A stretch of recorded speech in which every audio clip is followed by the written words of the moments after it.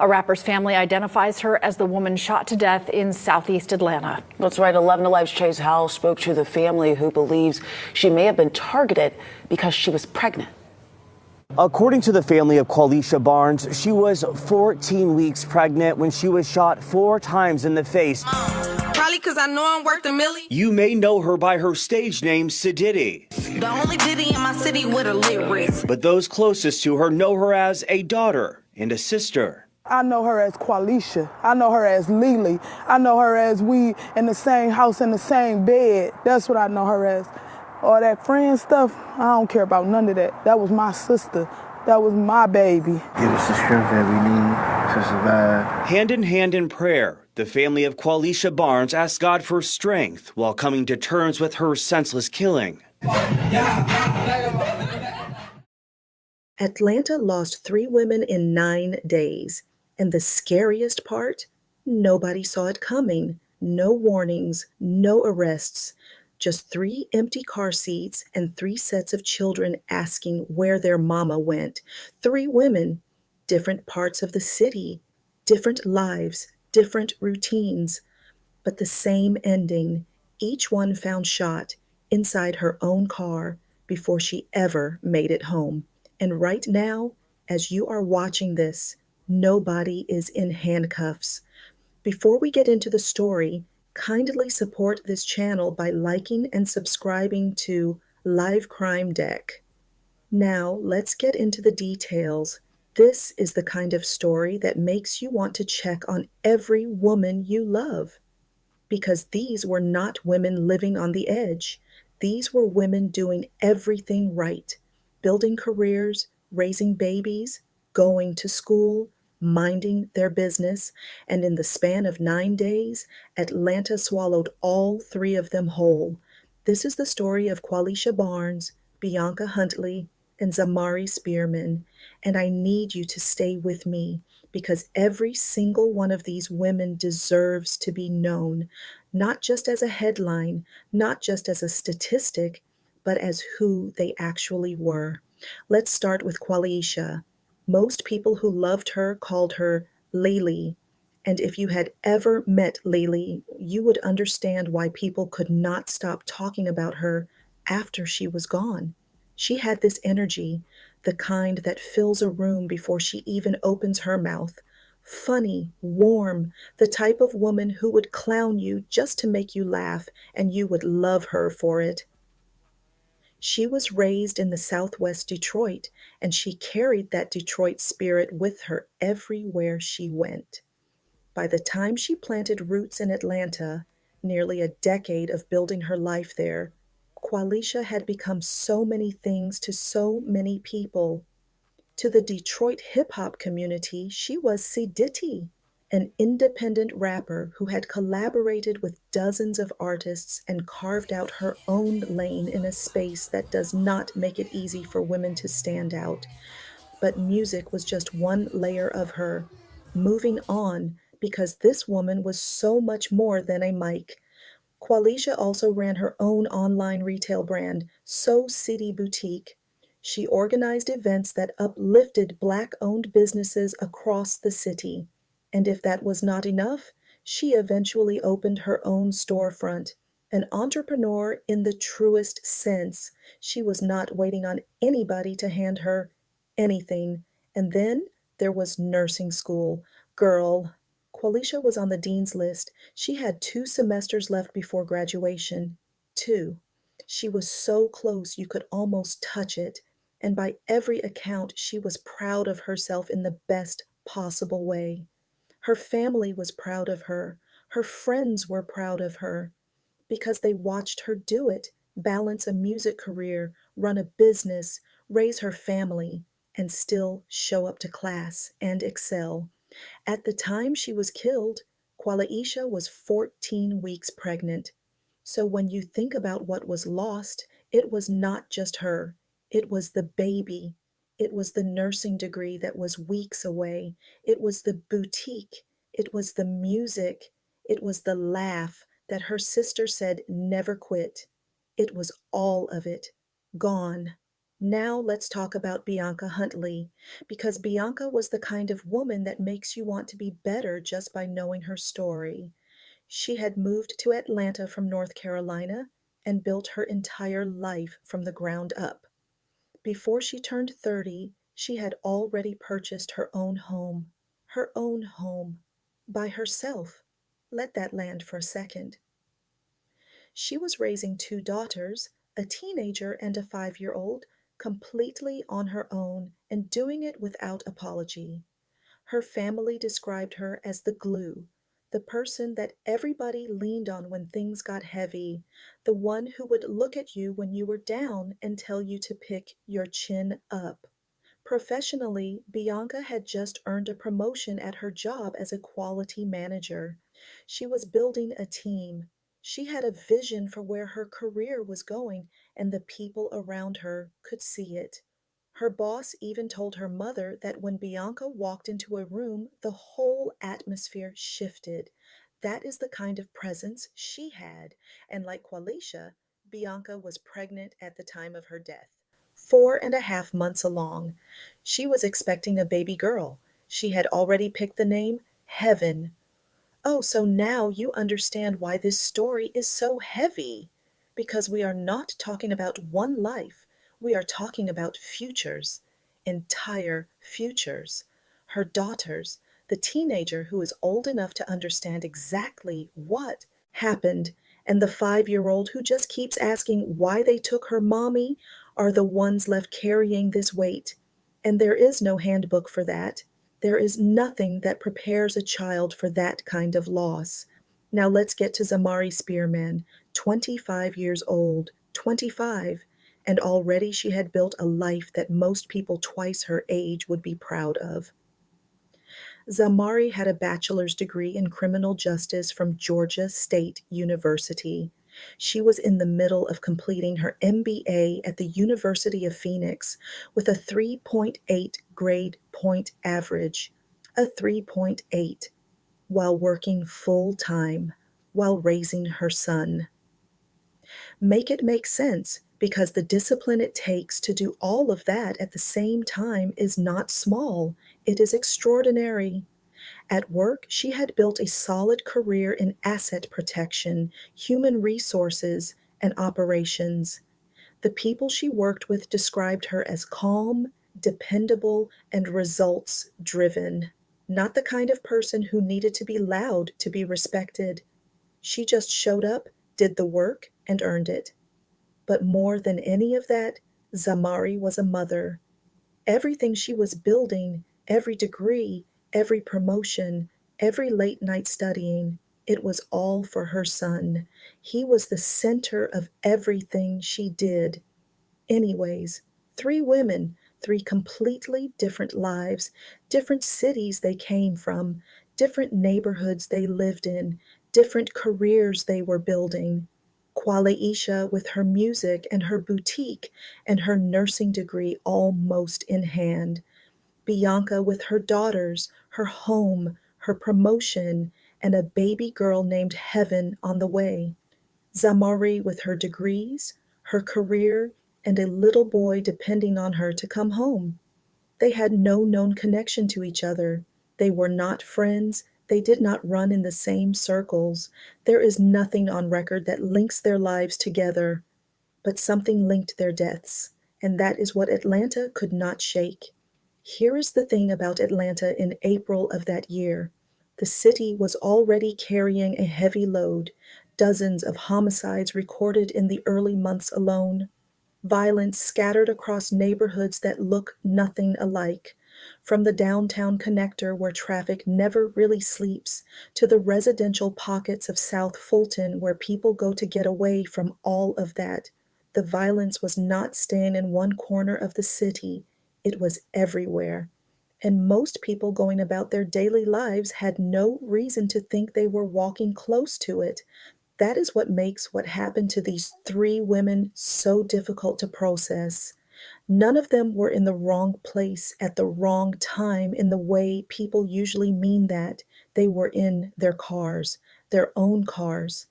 A space that for a lot of people especially women, feels like the one place that is truly yours.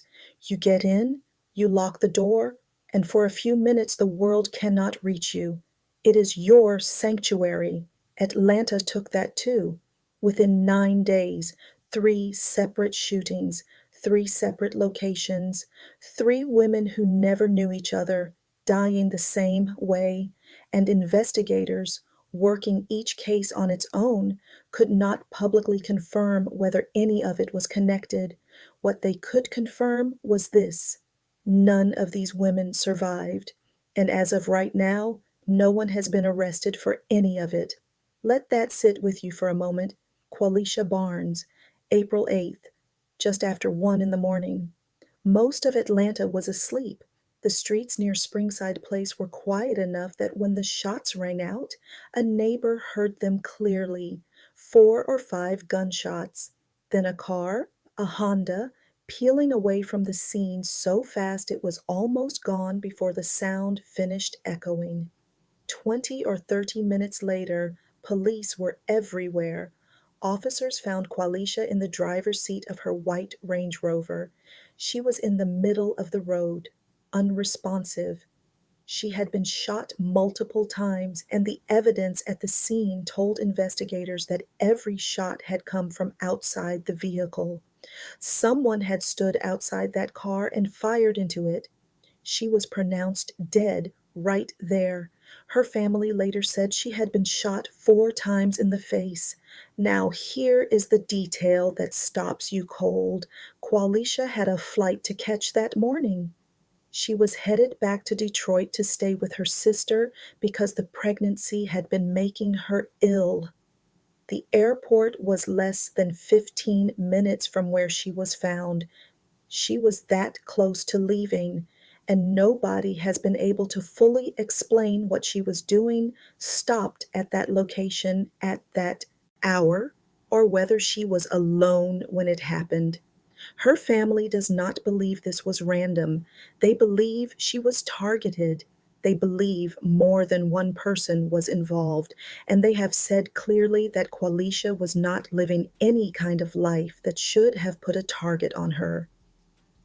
She was a pregnant woman on her way to her sister's house. Period. Police canvassed the area. They pulled surveillance footage.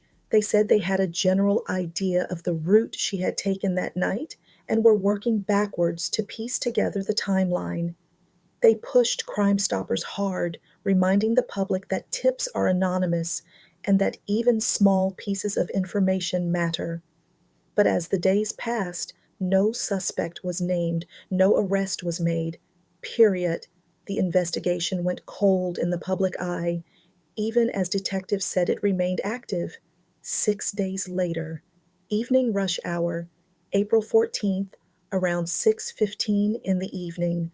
If Qualisha's death happened in the silence of the early morning, Bianca Huntley's happened in plain sight. Interstate 75, northbound near the airport, one of the busiest stretches of highway in Atlanta. 6 o'clock traffic, thousands of cars, people heading home from work, heading to pick up their kids, radio on, mind somewhere else. Bianca was in her white BMW SUV, driving home after her shift, and then she was shot. Her vehicle drifted and came to a stop in the median, and here is the detail that her family cannot get out of their heads. The turn signal was still blinking when police arrived, like her car was still trying to go somewhere, still trying to get her home. She had been struck, and despite everything, she tried. She tried to get out. She tried to call 911. She fought to stay here. And it's moments like this that are helping them deal with her death. Generally, if you met Lily, you instantly loved her. And she was such a jokester, you know. She liked to laugh, and she always cracking jokes on me. Barnes's mom, Francine Lopez Stewart, says her rap name fits her perfectly. She loved makeup. She loved dressing up. She loved beauty.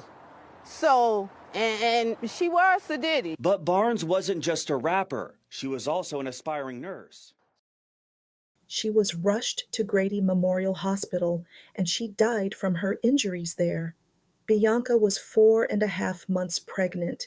The baby girl she was going to name Heaven never got the chance to arrive. Now, her family initially thought road rage, because that is what you think when someone gets shot on a highway in traffic, right? Like, it escalates. People do terrible things in the heat of the moment. But the more information came out, the less that theory held. Early indications from investigators suggested that Bianca may have actually been shot somewhere else before her car even reached the stretch of I-75 where it stopped, which means somebody was not reacting to her in traffic. Somebody had already made a decision about Bianca before she ever got on that highway. Her mother said she does not believe for 1 second that this was random. She believes her daughter was deliberately targeted, and she is calling for anyone who knows anything to come forward. Bianca's 5-year-old daughter has been asking why they took her mommy, and her teenager, old enough to understand that her mother is not coming back, is carrying a grief that no child should have to carry. Her brother said there is no handbook for this. You just take it one day at a time, and some days you cannot even do that. No suspects, no arrests. Investigation ongoing. 2 days after that, April 16th, mid-morning, Zamari Spearman was found inside her vehicle in the parking lot of a shopping plaza on Old Cascade Road in South Fulton, behind a gym and a dentist's office, an ordinary strip of businesses where people go to work out and get their teeth cleaned. She had been there since roughly 8:30 in the morning. Business owners and employees arriving at the plaza around 9 that morning saw her car already parked. Nobody thought much of it at first. People sit in their cars, people take calls, people collect their thoughts before they walk into an appointment or wait for someone to arrive. But nobody heard a single gunshot. Girl, not one person in that parking lot heard anything, which led witnesses to believe that whoever did this used a silencer. Zamari had been sitting in that lot for what may have been close to 2 hours before anyone realized something was wrong. 2 hours. When police arrived and began their initial investigation, they were cautious with their language. They called it a death investigation. They said a shooting may have occurred, and in the early stages, they did not rule out suicide as a possibility, a statement that did not sit right with people who knew her. Those claims were walked back once the autopsy process began, the investigation shifted, and Zamari's death was ultimately treated as a homicide. But the questions that remain are specific, and they are sharp. Why was she in that parking lot that morning? Was she waiting for someone? Was she there for a meeting? Phone records and further investigation were expected to help fill in those gaps. But as of the most recent information available, no arrest has been made and no suspect has been publicly identified. Her family is left asking the same questions everyone else is asking, with far more pain attached to every single one of them. 3 separate crime scenes, 3 separate police departments and jurisdictions handling their own investigation, and publicly, not a single confirmed link between any of them. That is what made this so maddening for Atlanta, because on the surface, the pattern is right there. 3 women, 9 days, all in their vehicles, all killed by gunfire, 2 of them pregnant, none of them with any known criminal involvement. But investigators were firm. These cases were being worked independently, and nothing on record confirmed they were connected. So, what did investigators actually have? In Qualisha's case, surveillance footage from the surrounding area, a general understanding of her route that night, and witness accounts from neighbors who heard the shots and saw a car flee the scene. But no confirmed identity of a shooter, no confirmed number of assailants, no motive released to the public. In Bianca's case, the highway location meant there were potentially hundreds of witnesses on the road at that hour, but identifying who among them saw anything useful was a completely different challenge. The theory that she may have been shot before reaching a height of 75 added a layer of complexity that meant investigators were not just looking at one location, they were potentially looking at two. In Zamari's case, the silence in that parking lot was its own kind of evidence. No shell casings recovered loudly, no witnesses reporting a sound. A timeline gap of nearly 2 hours between when she was last seen alive and when something was confirmed to be wrong. That kind of crime does not happen carelessly, it happens deliberately, and yet, no arrests. Across all three cases, no one has been charged, named, or brought in. Authorities continue to urge the public to come forward with tips. Crime Stoppers, anonymous calls, anything. They said the small details matter, that someone somewhere knows something, and that the information that breaks a case open is often sitting with a person who does not realize how important it is. But for the families of Qualisha, Bianca, and Zamari, the waiting is its own kind of suffering. Every day without an answer is another day the person responsible is still out there, still free, and the women they loved are still gone. Let me be straight with you, because you deserve honesty over a tidy ending.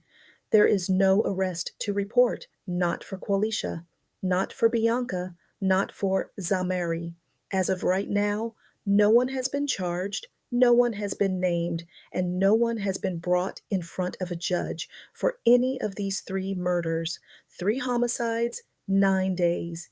And the people responsible are still walking around somewhere living their lives while 3 families are burying their futures. That is not a dramatic statement, that is just the reality. What investigators have said publicly is that all 3 cases remain active. Detectives are still working, tips are still being processed, surveillance footage is still being reviewed, and authorities continue to ask, no, beg, the community to come forward with anything they know, an address, a name, a conversation they overheard, a car they saw, anything. Because here is what law enforcement keeps saying about cases like these. It is almost never a stranger with no connection to anything who holds the key. Somebody knows something, somebody saw something, and that person may not even realize how important the piece they are holding actually is. Crime Stoppers lines are open, tips are anonymous, and the families of these women are counting on the fact that there is someone out there with information who is willing to finally do something with it. So what? Is nobody going to say anything? Is this just how it ends? For the children growing up without their mothers right now, that question is not rhetorical. It is the thing they live with every single day. Here is what I want you to walk away knowing. Qualisha Barnes was 2 semesters away from becoming a nurse. She was building a boutique, making music, growing a baby, and preparing to come home to her sister when someone took all of it from her. She was not a headline. She was Lily. She was somebody's baby, somebody's sister, somebody's best friend, and somebody's mother who never got to finish what she started. Bianca Huntley bought her own home before she turned 30. She was raising 2 daughters alone and doing it with so much grace that her boss called her a light that changed the atmosphere of every room she entered. She had a baby girl on the way named Heaven, and now her 5-year-old is somewhere trying to understand a loss that grown adults cannot even process, and her teenager is carrying grief that should never belong to a child. Zamari Spearman was 25 years old with a 3.8 grade point average, a bachelor's degree, an MBA in progress, and a son she was doing everything for. Everything. And she was found alone in a parking lot, gone, and the world almost did not notice quickly enough. These women were not symbols. They were not cautionary tales. They were real, specific, irreplaceable human beings who deserved to finish their stories on their own terms. Anyways, the conversation that came out of their deaths is one that Atlanta and honestly, this whole country needed to have about what it means that women cannot sit in their own cars without it becoming dangerous, about the fact that your vehicle, the one space where most of us go to breathe, to cry, to collect ourselves before we walk back into the world, has become a crime scene for too many women. About the fact that April of that year was one of the deadliest months for women in nearly 4 years. Not just Black women, women, period. But the cases that were not being talked about loudly enough were theirs. Moving on to the part that matters most, accountability, not just legal accountability, though that is absolutely necessary and overdue, but community accountability, the kind where we check on the women around us, the kind where we take mental health seriously, the kind where if we see something or hear something, we do not stay quiet because it is uncomfortable, because the silence is what allows this to keep happening. The silence is what lets people responsible for things like this keep living freely while families are destroyed. But hey, that is the part that is on all of us, not just the police, not just the courts, all of us. To anyone watching this who is sitting with information about what happened to Qualisha, Bianca, or Zamari, their children need justice, their mothers need answers, and the community deserves to know that taking a woman's life in broad daylight, or in the dark of the early morning, or in a quiet parking lot carries a consequence. Right now, it has not, and that has to change. Being in your car should never be your last moment. It should never be the place where your story ends. These women deserved to make it home. They deserved to graduate, to raise their children, to hold their babies, to watch their daughters grow up, and their sons become men. They deserved every ordinary Tuesday that comes after the hard days. They did not get that. So the very least we can do is make sure their names stay in our mouths. Qualisha Barnes, Bianca Huntley, Zamari Spearman. Say their names. Share this. And if you know something, say that too. If you have any information related to any of these 3 cases, contact Atlanta Police, South Fulton Police, or submit an anonymous tip through Crime Stoppers. The number is out there. It takes less than 5 minutes, and it could be the thing that finally brings these families the answers they have been waiting for. I said what I said. This has been Live Crime Deck. See you in the next one.